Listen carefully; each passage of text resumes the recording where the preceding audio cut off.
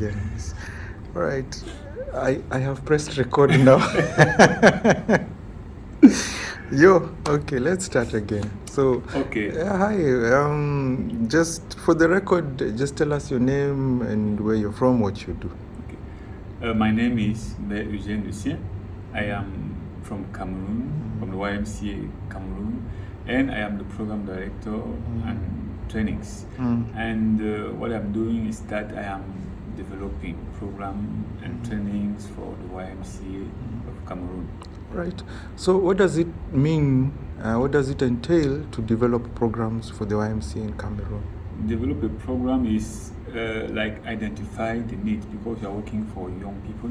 So what we are doing is identify the needs of young people in a specific area, and then see how we, the YMCA, can support them in that area. And after identify the need, we are coming out to design something, or either a trainings, either a project, either something that can be you can use to support those young people. Great. So just maybe give us an example of one project that. Okay, one project on which we are actually working is Youth Justice and Dignity. Youth Justice and Dignity is a program which is mostly focused on youth at risk, those young people who have a high chance, if I can say it like that, to be in conflict with the law. And we are with the Africa Alliance of YMCA organized a design thinking workshop leading by Lloyd from the Africa Alliance. And during that workshop we have brought together 22 young people, and we have come out of that after discussing with them about their needs, or how can the YMCA support them with the prototype, and how we can support them. And after we have prototyped, we have selected 10 of them on which we wanted to invest either in our power space. So we put in place a power space where according to the process of the power space, and we are willing to help them to come out of the street. So after we train them, we have tested their ability, because we have chosen for this first stage youth living in the street, because the number is very high in Yaoundé. So we have chosen to those youth, and we have had a training with them around 3 months. After that, we have an income generated activity training also for them, and we test them a support of $10 to ask them what they can do with that, and some of them succeed. Around, I think, 3 of them. Succeed to be able to generate a little excess fund with what we provide them. But the others have just sold the goods, and the money, they did not have money anymore after the program. Okay. Just in this process, maybe you said you developed, so we did a design thinking workshop. Maybe if you could describe what the design thinking workshop was all about. I can imagine, because these are street youth. I mean, I don't even have to imagine because I was there, but it must have been very chaotic. But what was the experience like? It was not easy, first of all, to have them, because we struggled during, I think, 3 months to have them involved in what we are doing, because we have tried to contact some NGOs who we think they was working with those young people. We have tried to, even in the street, to go and see if we can do it by ourselves, but it was very challenging, because in the street it's very strong, it's very not easy to, because they have been cheated many times by people they are not trust. They don't trust people who are coming to work with them. So we wrote to the youth ministry and to the Ministry of Social Affairs. So if we can have their support to be able to join, to gather those young people, and they refer us to a ministry center, they call a government center, who is working with street youth. So we went there, we discussed with the director, and he agreed to support the YMCA in what the YMCA was doing. And fortunately, that center was also working with an association, or they were formalizing an association of former street youth, who is called Okalikope, and they called that association in our discussion. So we started to discuss on how we can have those young people, and what was done is that the center was a place where we were doing the trainings, and Okalikope was the one who was mobilizing the young people. Because they are already on the field with those young people, so they are able to be in touch with them. So they were mobilizing the young people, they're bringing them for the session, and we are providing trainings and also necessary support that the young people was needed needed for the training. So you talked about some things didn't work, because if you had initial 20, then you worked with 10 and only 3 succeeded.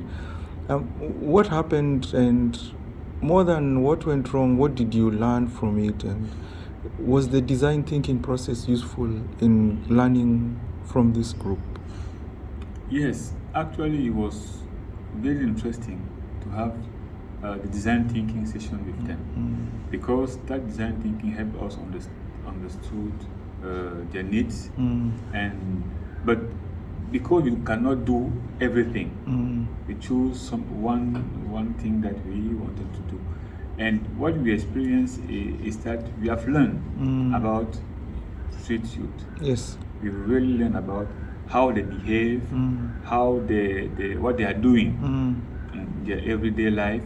We learn about their background. Many of them have shared about their family, we learn about that background. We learn about how to deal with them also. And what we also learn is that we cannot work with them if we in a short-term time. That is the first thing that we have learned. We cannot work with them in a short-term time, because they have been in a lot of things that we have to deal with. There are lots of layers before we support them. When we have tested them, and we realized that because of the context, because when we were working with them while they were still in the street, and this was a big challenge, having them work with them, but at the end they will go back to the street, and we are not able to follow them on the street. So we don't know what happened to them when we are finished with them, and that was very big challenge. But so we learned that it is not possible, it's not efficient to work with them while they're still in the street. So we have tried, for those who went to the training, to gather them together, pair them by 2, so that we can host them in some places. And there start to follow them there before we proceed with the sales funding. But another thing that we learned is that it's difficult for them to pay. It's interesting. Because we struggle during 5 sessions, because we have session quite every week, 2 weeks, but 2 days per week, and we tried during 5 weeks discussing with them on how to pay them. 5 weeks. 5 weeks. How to pay them. Every time we have session, we come here. Did you pay yourself? With whom you have decided to come together? But at the end, we learned that because of their condition, they are consuming a lot of drugs. They are very violent. They are big robbers. So they knew each other. and they knew that if they are coming together, maybe someone will be steal from others. Maybe someone we wanted to dominate or so the others. So they prefer not to individual. And this. And we was ready to mobilize people to host them, or mobilize places to host them. That was not easy to do. And another thing that was also interesting with them is that they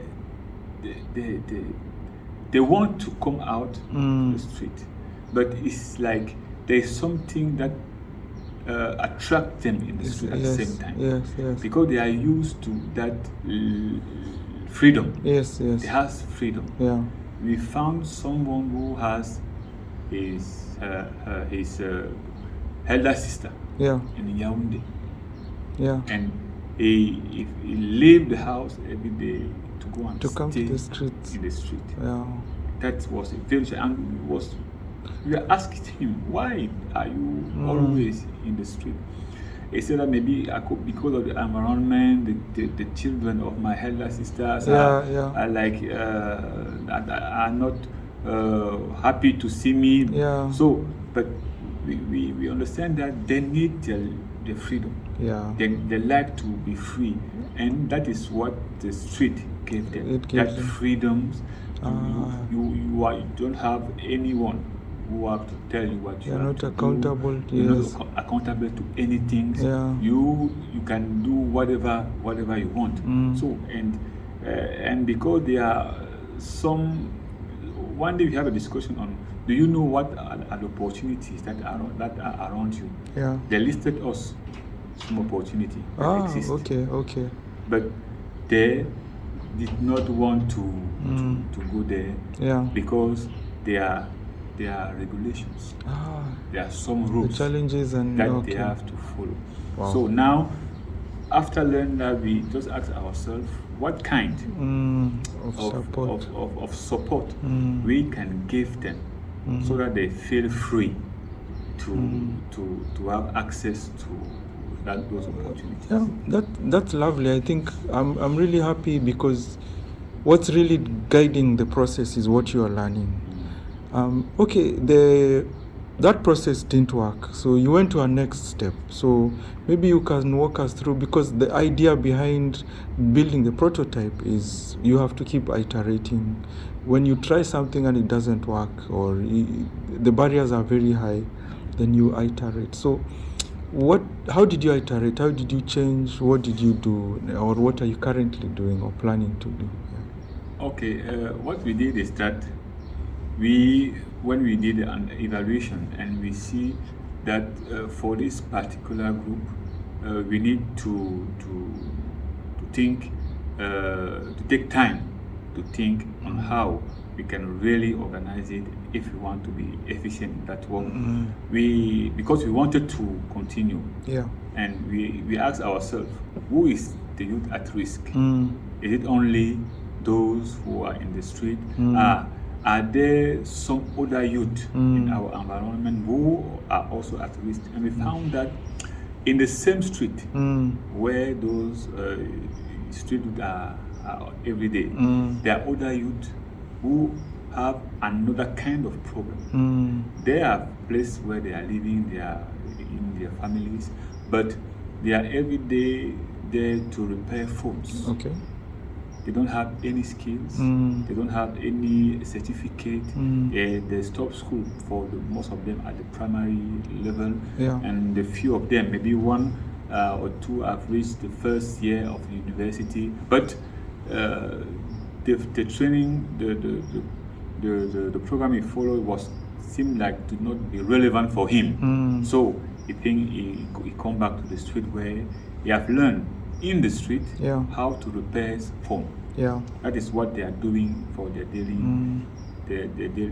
every day. And a part of the repairs phone, they are like I don't know how the proper word in English, but they are. If you want a phone, they can bring you to a shop where you can buy your phone. So they are like intermediate between the person who wants the phone and the seller of the phone. So that's what they are doing when they don't have client for phone to repair. And they always refer to those who are more skilled than them. So they are not really earning something important for their everyday life. Living, So we have brought those young people. Okay. There was around 14. Yeah. The first day there was around 11, but the 10th They've increased. Day, there was 14 with whom we have discussed about. Yeah. We went through the same process of design thinking, develop a persona, develop the stakeholder analysis, and all that process. And we came out with a profile of that young people. And after that, we have identified what might be their needs. And actually, we are working to prototype a program for them, because we identified that they knew how to repair phone, but don't know anything about the phones, even about the content of the phone. So we want to skill them in that area. So we met with an engineer in electronics, and with him we will actually develop a program, short-term program, 1 month to maximum of 3 months, where they will go through the basic of electronics, and after that how to repair properly a phone, so that they will at the end be able to understand what is a phone, how the phone is functioning, how all those things is working before now they are going to the practice, because there will be a theoretical part, but it will also bring them into a practical one, so that when they do now something, they knew a bit what they are doing, instead of just doing by instinct, and also maybe rely less in those who are before or who are starting it before them, and now be able to earn more money. And we are also planning to settle them. I was going to ask about that. We are also to settle them, because it's not easy for them. They are always a chance for them, because what they have a small box where they are putting all their items. And when they are coming in the morning, they are moving it in their bags. They put it in the street, and the street where they are staying, it's illegal for them to be there. It's illegal, and they don't have a certificate, or what is it, a license, permit or license to do what they are doing. So we are also planning to have a discussion with the council. The next meeting, we want to bring the council and even some police officer with those young people to discuss on how can we better organize themselves, even if they need to have a special license to be settled somewhere, because now they have filled all the requirements that maybe the council or the government can ask for them to be able to do what they are doing. Great. So I love the idea. I love the project. I love how it has moved from the initial virtual. I think it was a virtual design thinking workshop with the street kids or the street youth, and it has developed into now something that is tangible, that's working with their businesses. But finally, I'd like to, you've also been through a certain journey. Tell us a little bit about your design thinking journey before, as you were listening to the tools being introduced and used, and now how do you feel about the whole process, and what would you like going forward? Anything else that you would like from us? The first time I've learned about design thinking, I was just asking myself, what is this method? So I went to internet. I tried to read a bit what it was like, but I didn't really capture what was it. But the first session we had, where even if it was virtually, make me understand the process that we went through, the various stage that we have to follow, how the kind of discussion you need to, the kind of question you need to ask to those group, either even for the stakeholders group, how can we engage them in discussion so that at the end you have been able to gather information for your prototype. And I really learned a lot about that first design thinking. And when I was planning for the second design thinking workshop, and I was asking myself, do I have to call Lloyd again so that he can explain me this? I just say that I will try, and that I will let him know, and then he will assess what I have done, if it is proper done, or if there are things that I have to improve. So we discussed with my team, and then we have decided to test it.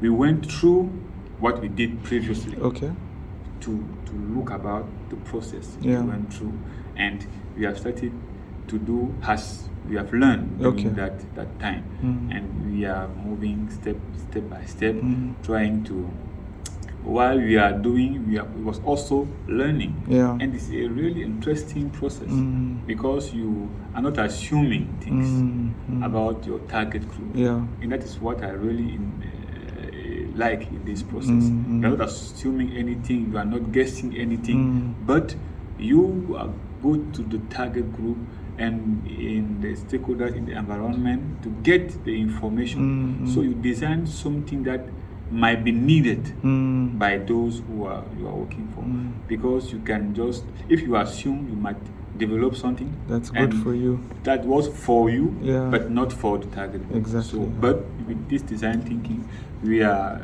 able to know what the key needs, because at each time we ask them, is this fit with what you think that it is good for? So with that, we have been able now we have to improve what we are doing. We have to learn more to be able to capture the whole process and be efficient in what we are doing. But we can say that we make a move on learning how the design thinking is working. Great. And finally, is there anything you would like to maybe add or recommend? If you are, say, for example, speaking to program directors and implementation staff like yourself, is there anything you would tell them regarding what you've learned, your experience? What I will say is that we need to adopt the design thinking process even when we are developing other programs, because we will be able to develop appropriate program and even project for our target group. So I might recommend them to use the design thinking workshop, and also to maybe, if we can sometimes share what we are doing, so that we can learn from each other when we are growing in that process. Because the challenges that I have may not be the same that my fellow program writer can have. So when we are sharing, I can bring something to him. I can also receive something from you. So that is why I think that we need to have our, I don't know if it's a caucus or a platform where the program director can meet, maybe in a regular basis, so that we can share our experience, we can share our challenges, and we can support each other. And even to help the Africa Alliance sometimes develop project for our national movement. If we are together, we can identify where are the needs, we can identify where are the gaps, and propose that, okay, if Africa Alliance want to develop something for the national movement, maybe this is the area where the Africa Alliance has to focus. That's why I can. Okay, great. Thank you very much, Eugene. It's been lovely speaking to you. Thank you. All right.